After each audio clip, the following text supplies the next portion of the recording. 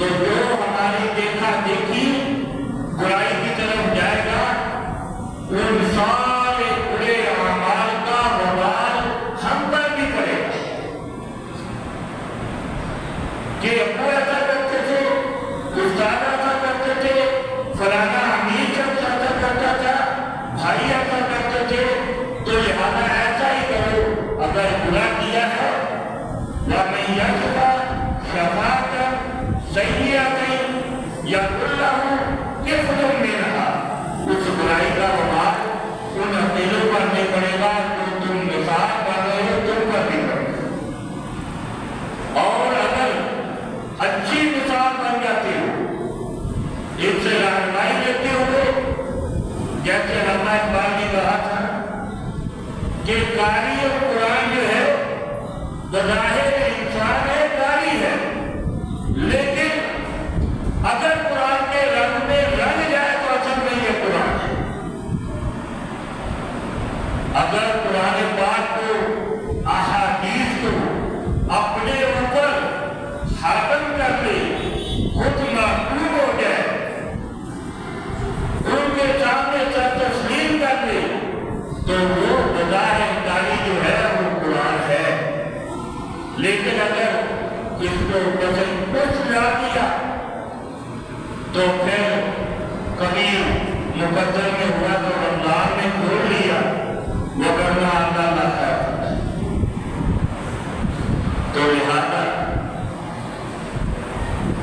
ہماری یہ کوشش ہوتی ہے اہل حدیث کی، ذمہ دار اہل حدیث ہوتی ہے۔ آج تک تو اہل حدیث آپ کو ایسے بھی ملے گی کہ جو قرآن و حدیث سے ان کا کوئی واسطہ نہیں، خطیبوں کا واسطہ نہیں، وہ درد، وہ بیان، وہ انداز، وہ درود، وہ گفتگو، وہ مسکرانا، وہ ہنسانا، وہ ٹھٹھے کرنے اہل حدیثوں کے نزدیک بھی نہیں ہے، یہ سیوا ہی نہیں ہے، یہ ہے ہی نہیں اہل حدیث۔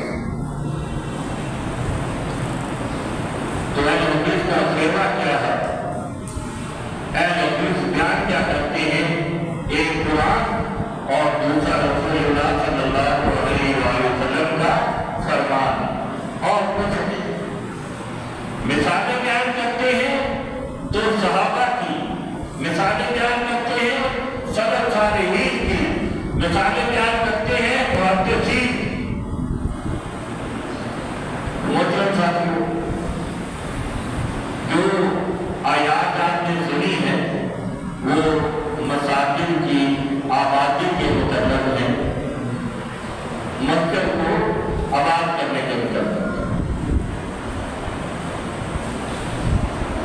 کہ مساجد کو آباد، مسجد کی تعمیر، مسجد کی عزت احترام، اور خدا نہ کرے مسجد کی کبھی جو دشمنی کرتا ہے تو ان کا کیا حال ہے۔ پہلی بات یہ رسول اللہ صلی اللہ علیہ وآلہ وسلم نے فرمایا کہ اللہ تبارک و تعالیٰ قیامت کے دن کہیں گے اینا جیرانی، اینا جیرانی، فرشتوں میرے پڑوسی کہاں ہیں؟ میرے پڑوسی کہاں ہے؟ اللہ رب العزت یہ پہلی حدیث اپنے کرنے میں ہم بھاگ لیں تو یہی ہماری دنیا مگر ہے۔ کن کے محلے میں جانا چاہتے ہو، کن کا پڑوس سے اختیار کرنا چاہتے ہو، کون سے علاقے میں رہنا چاہتے ہو، انتخاب کرتے ہیں نا، پاکوش علاقہ، فلانا علاقہ، فلانا علاقہ۔ اللہ تبارک و تعالیٰ قیامت کے دن، حساب کے دن فرمائیں گے اینا جیرانی، اینا جیرانی یا ملائکہ، میرا ملائکہ میرے پڑوسی کہاں ہے، میرے پڑوسی رہا۔ کہا اللہ رب العالمین مالک الملک، آپ کے پڑوسی کون ہیں؟ کہا کہ وہ جو میری مسجدیں آباد کرنے والے ہیں وہ میرے پڑوسی۔ کہا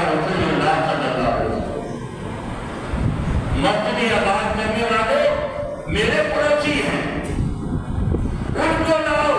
اللہ تبارک و تعالیٰ آپ لوگوں کو، مسجد کی آباد کرنے والوں کو، مسجد کی رونق افروز کرنے والوں کو، اللہ آپ کو قیامت کے دن، حشر کے دن اپنے پڑوسیوں کا درجہ دے۔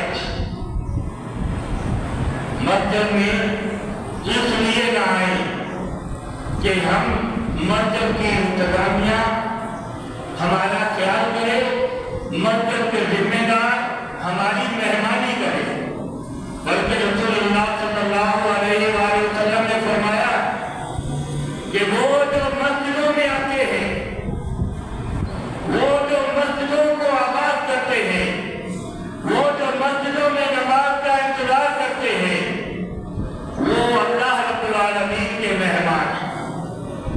کس کے مہمان ہیں؟ اللہ رب العالمین کے۔ مسجد کی انتظامیہ آپ کو جوس پلا دے گی، آپ کو چائے پلا دے گی، دو چار اچھی کھجوریں کھلا دے گی، لیکن بقول رسول اللہ صلی اللہ علیہ وآلہ وسلم کہ مسجد میں آنے والا جو شخص ہے وہ اللہ تبارک و تعالیٰ کا مہمان ہے، اور اللہ تبارک و تعالیٰ کی مہمانی کا حال یہ ہے یا انداز یہ ہے یا مہمانی کے اصول یہ دیکھیے۔ آپ صلی اللہ علیہ وسلم نے فرمایا کہ مہمانی کے اصول یہ ہے کہ مہمان کی عزت خاطر گیری کرنا میزبان پر واجب آ جاتا ہے، میزبان کی ذمہ داری ہوتی ہے۔ کیا آپ اللہ کے ذمے میں آ گئے کہ اگر آپ اللہ کے مہمان بنیں، مسجد میں آئیے، مسجد میں خیال سے آئیے کہ کہاں جا رہے ہیں۔ کبھی یہ بھی قدم کی بات سن لیجیے، یہ بھی بات رسول اللہ صلی اللہ علیہ وسلم سے سن لیجیے۔ آپ نے فرمایا کہ جو شخص گھر سے وضو کرتا ہے، اور مہمانوں آپ کی عزت کتنی ہے، پہلے ہی آپ کے راستے میں ریل کارپٹ بچھا دیا جاتا ہے، پہلے ہی کہ میرے مہمان آنے والے ہیں، آپ کے راستے میں ریل کارپٹ بچھا دیا جاتا ہے۔ میں نہیں کہتا، رسول اللہ صلی اللہ علیہ وسلم کا فرمان ہے۔ فرمایا کہ گھر سے نمازی وضو کرتا ہے، اللہ تبارک و تعالیٰ کی رحمت سے یہ مسجد کے لیے نکلتا ہے، یہ ایک ایک قدم اٹھاتا ہے، ایک ایک قدم میں اللہ تبارک و تعالیٰ اس کے اعمال نامے میں 10 نیکیاں لکھ رہا ہے، اور اس انداز سے لکھی جا رہی ہے کہ گویا کہ یہ حج اکبر کی طرف اس کا قدم اٹھ رہا ہے۔ جس طرف جا رہا ہے یہ مہمان، گویا کہ یہ حج اکبر کی طرف گھر سے وضو کر کے نکلا جو ہے، جب مسجد کی طرف رہا ہے، گویا کہ یہ میرے بیت اللہ کی حج کرنے کے لیے جا رہا ہے، یہ مینا میں حاجی کے لیے جا رہا ہے، یہ صفا مروہ کے لیے جا رہا ہے، یہ قربانیاں کرنے کے لیے جا رہا ہے۔ فرمایا کہ جب یہ مسجد میں تشریف لاتا ہے، یہ جب مسجد میں آتا ہے، تو یہ جب جیسے ہی ابھی تو اس کا رمان ہے، ادھر سے دیکھیے رسول اللہ صلی اللہ علیہ وسلم کا فرمان کہ مسلمان کی بھی کیا شان ہے کہ اگر برائی کرتا ہے، برائی کے لیے اٹھتا ہے، فرشتوں کو روک دیا جاتا ہے، برائی میں دیکھنا کوئی بات نہیں، چلو دیکھو برائی کے لیے طرف جاتا ہے، برائی کر گزرتا ہے، فرشتوں نہیں دیکھنا، ہو سکتا ہے اس کا ضمیر ملامت کرے، یہ مجھ سے استغفار کر لے، معافی مانگ لے، میں رب اس کو معاف کر دوں۔ لَوَجَدَ اللَّهَ تَوَّابًا رَحِيمًا۔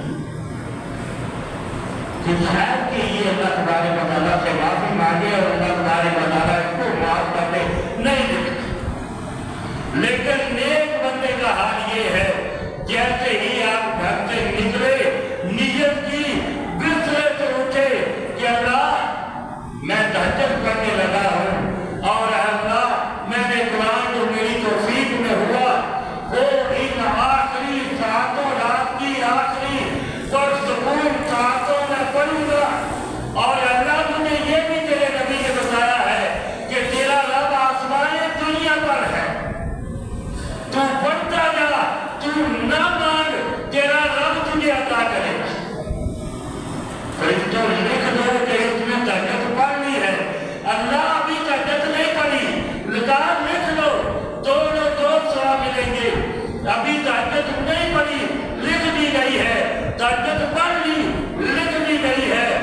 घर से बैठा, वजू किया और अभी रवाना भी नहीं हुआ, कहा कि लिख दो कि इसमें फजर की नमाज पढ़।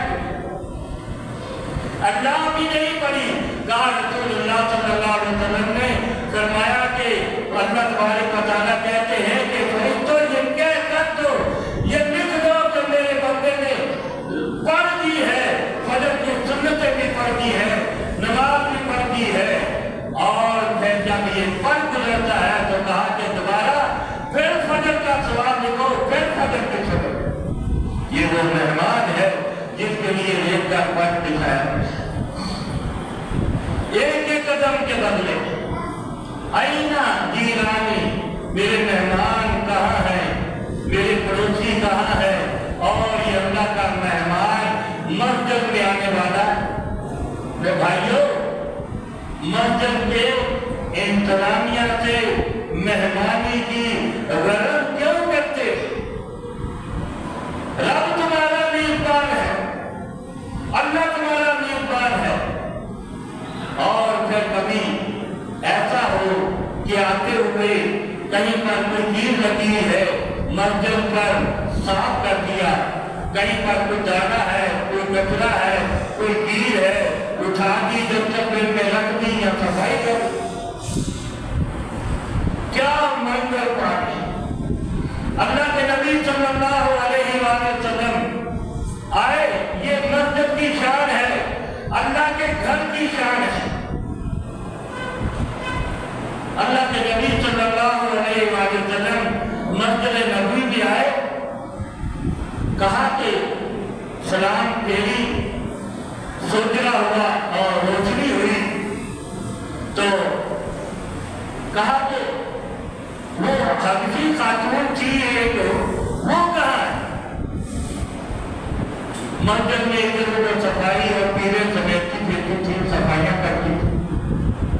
अल्लाह के नबी सल्लल्लाहु अलैहि वसल्लम आज रात मस्जिद के कहने में, मस्जिद के शेर में, मस्जिद नबवी, खैमा हबशी औरत का, जिब्राईल आने वाले समामा जहां पर बांधे गए, जहां पर समामा में 2 साल सरदार बांधे गए, वो मस्जिद नबवी जहां पर जिब्रील अलैहिस्सलाम आते, जहां पर तैयारी होती कि बदर को किस तरह सजाना है, बदर को किस तरह सजाना है। जिन बदरियों पर अल्लाह ने ध्यान कर देखा कि मेरे नबी ये आज के बाद मिसाल बदली मेरी जन्नत के मेहमान, तुम पूरी तेरी उम्मत में सबसे आला तरीन, अगर कायनात में कोई है तो वो तेरे बदरी। उस मस्जिद नबी के खैमे कोने में खैमा हबशी औरत का वहां बीमार हुई और करती क्या थी, मस्जिद नबी की सफाई करती, बीमार हुई।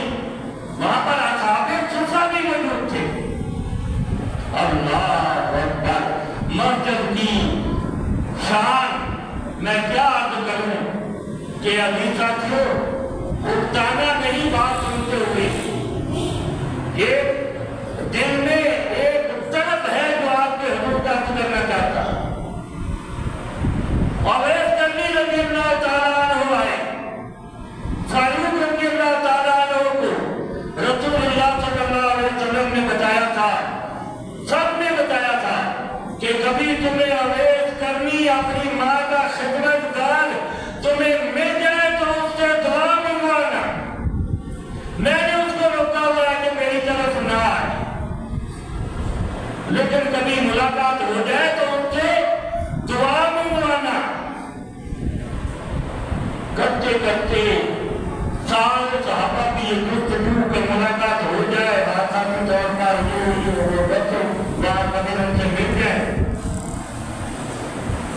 हज का जमाना है, फारूक रज़ी अल्लाह तआला अन्हु को मालूम ये हुआ कि फलां जगह पर काफिला ठहरा हुआ है, करम से आया है, यमन से आया है, कबीला करम का है। वहां गए, कहा आपने कोई अवैध करनी है? कहा जी हाँ, मैं हूं अवैध करनी।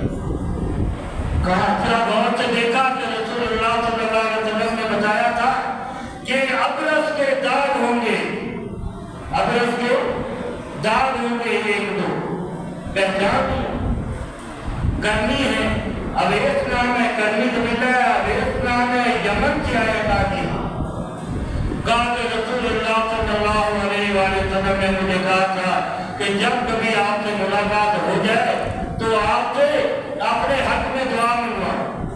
کہا آپ امیر المومنین ہیں، میں وہ معمولی سا بندہ ہوں، تابعی ہوں۔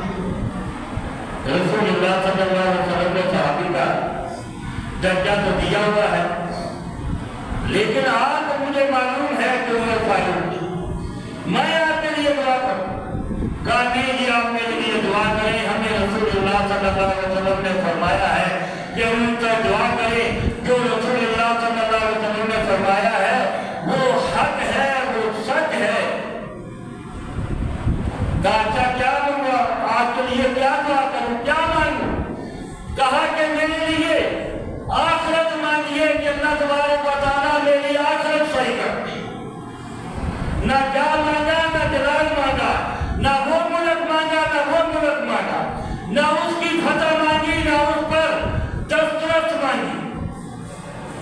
کہا میری اللہ تعالیٰ آخرت صحیح کر دے۔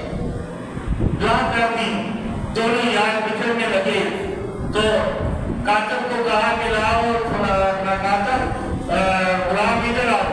کہا آپ کہاں جا رہے ہیں؟ کہا میں فلانے ملک کی طرف جا رہا ہوں۔ کہا میں آپ کو حکم نامہ اپنا پرچی لکھ دیتا ہوں اور جا کر وہاں کے گورنر کو دیجیے گا، آپ کو شاہی پروٹوکول ملے گا۔ کیا ملے گا؟ شاہی پروٹوکول ملے گا۔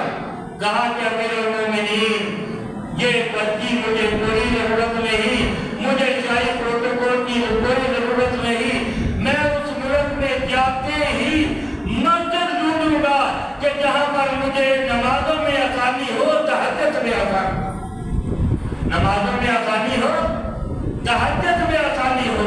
تہجد کا کیا؟ تتجافى جنوبهم عن المضاجع يدعون ربهم خوفا وطمعا ومما رزقناهم ينفقون۔ سورۃ سجدہ کہ یہ رات کا آخری پہر ہوتا ہے، ان کی کروٹیں بستروں سے الگ ہو جاتی ہیں۔ يدعون ربهم، یہ اپنے رب کو پکارنا شروع کر دیتے ہیں، دوزخ کے ڈر سے، دوزخ کے ڈر سے، جنت کی لعنت سے، اور اللہ کی راہ میں خرچ کرتے ہیں، اور ان کو اللہ تبارک و تعالیٰ وہ عطا کرے گا کہ جو آج تک کسی آنکھ نے نہیں دیکھا۔ یہ ہے مسجد کہ مجھے شاہی پروٹوکول نہیں چاہیے، فاروق مجھے راستہ بتا دو کہ جہاں پر میں مسجد میں آسانی سے رہوں اور اللہ کا نام لے سکوں۔ کہا وابستہ رہیے گا میری بات سے، کہ کہا کہ وہ حبشی عورت کہاں ہے؟ کہا یا رسول اللہ صلی اللہ علیہ وسلم رات اس کا وقت آ گیا، 3-4 پورے ہو گئے، فوت ہو گئی، تو ہم نے اس کو نہلایا کفنایا اور جا کر دفنا دیا ہے جنازہ پڑھ کر۔ کہا نبی نے بتایا؟ کہا یا رسول اللہ صلی اللہ علیہ وسلم ایک عام سی خاتون، ہمارا کیا کہ ایک عام سی خاتون ہے اور اس کے لیے رسول اللہ صلی اللہ علیہ وسلم کو تکلیف کیا دیں، تو لہذا ہم نے کر دیا۔ کہا کہ آؤ مجھے اس خاتون کی قبر بتاؤ، آؤ مجھے نبی آخر الزمان محمد رسول اللہ صلی اللہ علیہ وسلم کو اس خاتون کی قبر بتاؤ۔ 2 چیزیں آ گئی، ایک اس کی عظمت، دوسری اس حدیث سے سبق کہ نبی کو غیب کا کوئی پتہ نہیں، صحابہ کو ساتھ لے کر جا رہے ہیں کہ چلو جنت البقیع میں مجھے اس حبشہ خاتون کی قبر بتا۔ آپ کیا چاہیے پتا نہیں سارا تو تمہیں جان کے بارے میں کچھ اور نہیں، کچھ پتا نہیں ہے کہ دیوار کے پیچھے کیا ہے، صرف غیب کا علم اللہ کو۔ گئے رسول اللہ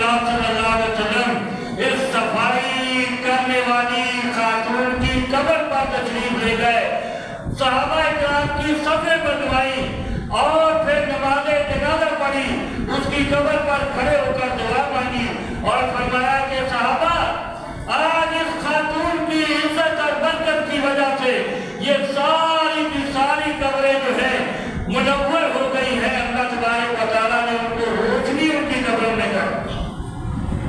ये मस्जिद है, मस्जिदों की सफाई, मस्जिदों को आबाद करना ये नबियों का काम है। कहेंगे कैसे? कुरान पर और तहिया वही किया वाहिदना इला इब्राहीम व इस्माईल, कि हमने वादा ये लिया किससे? इब्राहीम अलैहिस्सलाम से और इस्माईल अलैहिस्सलाम से।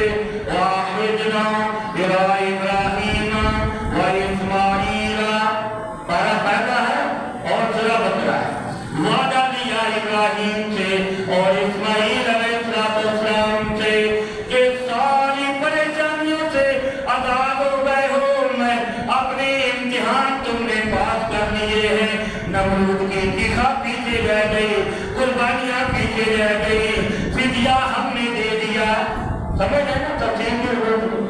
फिदिया इस्माईल हमने तेरे बदले में दे दिया। इब्राहीम तेरे बेटे की कुर्बानी कबूल कर ली। अब आखिरी जिम्मेदारी ये है, दस्तार तेरे सर के ऊपर ये बांध रहा हूँ। वाहिदना इला इब्राहीम व इस्माईल अन तहिया बैतिया लित्ताइफीना वल आकिफीना वल रुक्काए सुजूद, मेरे घर को साफ करते रहना, रुकू करने वालों के लिए, क़याम करने वालों के लिए, इत्काफ करने के लिए, ये तुम्हारी जिम्मेदारी। ये नबियों की सुन्नत है मस्जिदों को साफ करना। अल्लाह हमारा हामी और